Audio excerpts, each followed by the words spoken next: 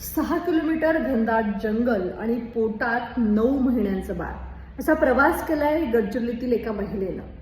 ती ज्या ठिकाणी राहत होती त्या ठिकाणी रुग्णालय नव्हतं आणि त्यामुळे तिला प्रसूतीसाठी बहिणीच्या गावी जावं लागणार होतं. बहिणीच्या गावी जाण्यासाठी कुठलीही वाहतूक व्यवस्था नव्हती आणि त्यामुळे घनदाट जंगलातून या महिलेनं प्रवास केला. दुसऱ्या दिवशी तिला प्रसूती कळा सुरू झाल्या. तिला रुग्णालयात नेण्यात आलं, मात्र बाळाचा पोटातच मृत्यू झाला होता आणि या महिलेचा सुद्धा मृत्यू झाला. ही सगळी पायपीट इथंच थांबली नाही, तर मृत्यूनंतर या दोघांचे मृतदेह नेण्यासाठी वाहन सुद्धा उपलब्ध नव्हतं आणि आपण विकासाच्या नावावर मतं मागतोय. खरं तर पालघर आणि गडचिरोलीतील या बातम्या नव्या नाहीयेत. वर्षोनवर्ष अशा बातम्या आपण ऐकत असतो, बघत असतो. जेव्हा या बातम्या थांबतील तेव्हा असं वाटेल की विकास झालेला आहे.